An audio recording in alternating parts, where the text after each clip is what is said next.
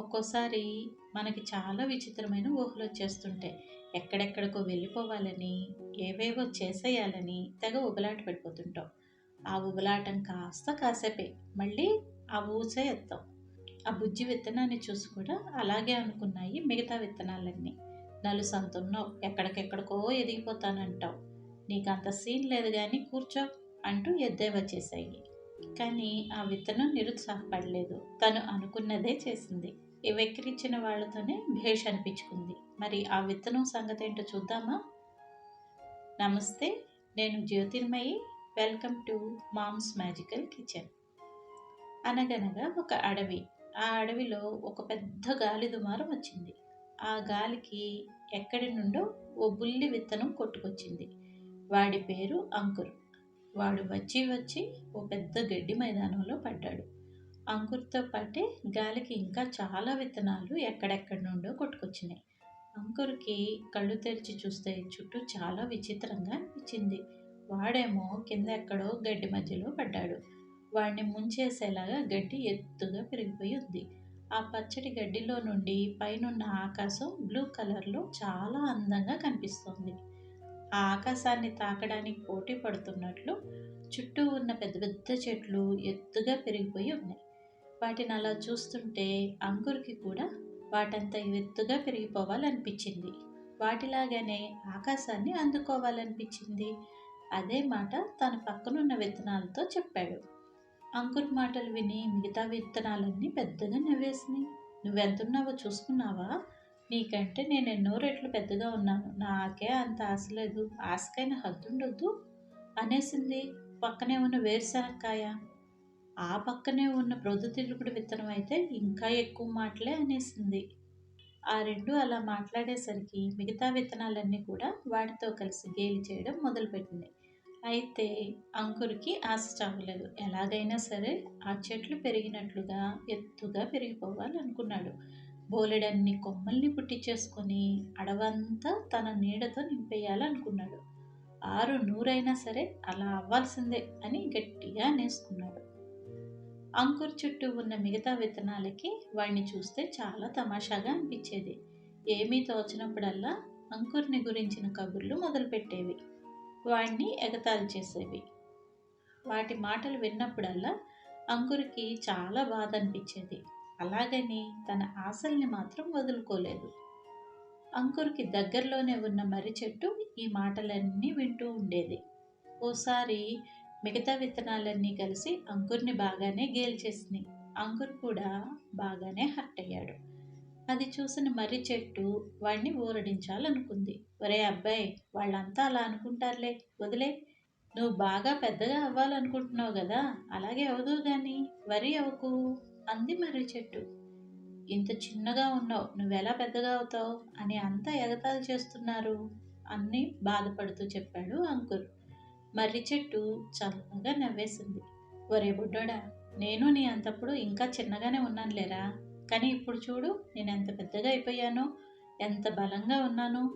ఎన్ని ప్రాణులు నా మీద ఇల్లు కట్టుకుంటున్నాయి అనుకుంటున్నావు? చెట్టు పైకి ఎంత పెరిగిందన్నది కాదురా, దాని వేళ్ళు ఎంత బలంగా నేలలోకి పాకాయి అన్నది కీలకం. కాబట్టి నువ్వు ఇప్పుడు ఇంతే ఉన్నావని బాధపడకు, ఎదుటి వాళ్ళు ఏదో అన్నారని దిగులు పడకు. నిన్ను నువ్వు నమ్ము. నా అంతగా అవ్వాలంటే ఏం చేయాలి, అంత బలంగా ఎలా తయారవ్వాలి అని ఆలోచించు అని హితబోధ చేసింది. అంకుర్కి మర్రి చెట్టు మాటలు అర్థమయ్యాయి. ఇక పక్కవాళ్ళు ఎంత ఎగతాళి చేసినా పట్టించుకోవడం మానేశాడు. ఆ తర్వాత కొద్ది రోజులకే వర్షాలు పడ్డాయి. విత్తనాలన్నీ మెల్లమెల్లగా మొలకెత్తడం మొదలుపెట్టాయి. అంకుర్లో కూడా మొలక మొదలైంది. ఇక అప్పటి నుండి తన మీద పడిన ప్రతి సూర్యకిరణాన్ని అంకుర్ అందుకున్నాడు. ప్రతి వాన చినుకుని ఒడిసి పట్టుకున్నాడు. నేలలోకి సాధ్యమైనంత బలంగా తన వేళ్లను విస్తరించడం మొదలుపెట్టాడు. అలా అంకుర్ అనే బుజ్జి విత్తనం చిన్న మొలకగా మారింది. అప్పటికి వాడిని చూసి మిగతా విత్తనాలు గేలి చేయడం మానలేదు. తమ మాటలతో వాడిని ఇబ్బంది పెట్టడం ఆపలేదు. కాకపోతే అంకుర్ వాటికి రెస్పాండ్ అవ్వడం మాత్రం మానేశాడు. తన మీద తనకున్న నమ్మకాన్ని, విశ్వాసాన్ని వదులుకోలేదు. రోజు రోజుకి మరింతగా బలం పుంజుకోవటం మొదలుపెట్టాడు. ఇప్పుడు అంకుర్కి తన ఆశ నెరవేరుతుందనే నమ్మకం కలిగింది. అయితే మధ్య మధ్యలో వచ్చే వాతావరణ మార్పులు వాడిని ఇబ్బంది పెట్టేవి. పెనుగాలులు వచ్చినప్పుడు వాడి కొమ్మలు 1, 2 విరిగిపోతుండేవి. ఎండాకాలంలో వచ్చే వడగాల్పులకి నీళ్లు దొరక్క గొంతెండిపోయేది. వానాకాలంలో వరద ముంచేస్తే ఊపిరాడక ఉక్కిరిబిక్కిరయ్యేది. చలికాలంలో ఆకులన్నీ రాలిపోతే మా చెడ్డ బాధేసేది. మళ్ళీ చిగురు రాగానే కొండెక్కినంత సంబరం వేసేది. ఎప్పుడైనా ఏవైనా పెద్ద పెద్ద ఆకుల్లాంటివి మీద పడితే వాటిని విదిలించుకునేసరికి తల ప్రాణం తోక్కొచ్చేది. ఇక జంతువులు ఏవైనా అటువైపు వస్తున్నాయి అంటే తనని ఎక్కడ తొక్కేస్తాయో లేకపోతే తనని తినేస్తాయో అని ప్రాణం విలవల్లాడిపోయేది. అయితే ఈ వాతావరణ మార్పులు ప్రమాదాల నుంచి తను రక్షించుకోవాలి అంటే మరింత బలంగా మారడం ఒక్కటే అని అంకుర్కి త్వరగానే అర్థమైపోయింది. అందుకే వీలైనంత బలంగా ఎదగటానికి తను చేయగలిగినంత చేసేవాడు, కష్టపడగలిగినంత కష్టపడేవాడు. అలా కొన్నేళ్లు గడిచిపోయినాయి.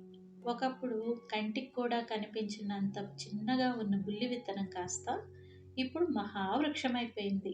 అంకుర్ తను ఆశపడినట్లుగానే ఓలెడంత ఎత్తుకి ఎదిగిపోయాడు. వాడి కాండం చాలా బలంగా దృఢంగా ఉంది. ఆ కాండం త్వరలోనే కొన్ని ఉడతలు కుటుంబాలతో సహా ఉంటున్నాయి. వాడి కొమ్మలు చుట్టుపక్కలంతా వ్యాపించేసినాయి. చుట్టుపక్కలంతా వాటి నీడే. మధ్యాహ్నం అయ్యేసరికి అడవిలోని చాలా జంతువులు అంకురు దగ్గరికి వచ్చి వాడి నీడన సేద తీరేవి.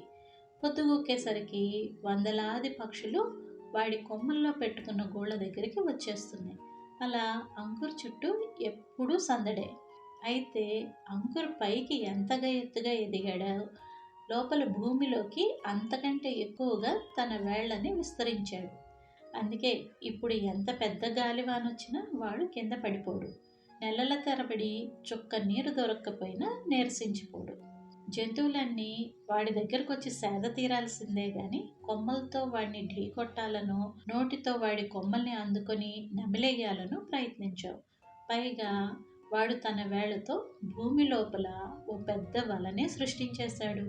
అందువల్ల వాన నీళ్లు పూర్తిగా భూమి లోపలి పొరల్లోకి వెళ్ళిపోకుండా ఆగిపోతున్నాయి. దాని మూలంగా ఎండాకాలంలో కూడా చుట్టుపక్కల ఉన్న కుంటలు, చెరువుల్లో నీళ్లు ఉంటున్నాయి.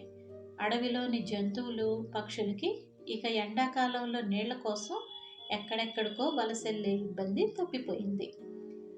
ఇప్పుడు ఆ అడవిలోని మొక్కలు, చెట్లు అన్నిటికీ అంకుర్ కథ తెలుసు. కొత్తగా వచ్చే విత్తనాలు అంకుర్ గురించి తెలుసుకొని వాడి గురించి విని ఇన్స్పైర్ అవుతున్నాయి. అంకుర్ అలా ఎదగడానికి ఎదురైన పరిస్థితులు, పడ్డ ఇబ్బందుల్ని గురించి కథలు కథలుగా చెప్పుకుంటున్నాయి. మేము అంకుర్లా అవ్వాలి అని ఆశపడుతున్నాయి. అలా అంకుర్ అందరికీ రోల్ మోడల్ అయ్యాడు. ఇది ఇవాల్టి కథ. కంటికి కూడా కనిపించినంతగా ఉన్న చిన్న విత్తనం మహావృక్షంగా ఎదగాలని ఎంతగా ఆశపడిందో కదా. ఆశపడగానే అయిపోయిందా? లేదు కదా. దానికి తగ్గట్టుగానే ప్లాన్ చేసుకుంది, కష్టపడింది, అనుకున్నది సాధించింది. మరి మనం కూడా మనకి ఏం కావాలో స్పష్టంగా ఆలోచించి నిర్ణయం తీసుకుందాం. దానికి తగ్గట్టుగానే ప్లాన్ చేసుకుందాం, కష్టపడదాం. ఇక రిజల్ట్ అంటారా, రాకెక్కడికి పోతుంది. ఈ కథ మీకు నచ్చిందా? అయితే లైక్ చేయండి. మీ ఫ్రెండ్స్, ఫ్యామిలీ మెంబర్స్తో ఈ కథని షేర్ చేసుకోండి. మరిన్ని కొత్త కొత్త కథల కోసం మా ఛానల్కు సబ్స్క్రైబ్ చేయండి. మరో కొత్త వీడియోతో మళ్ళీ కలుద్దాం. సెలవు.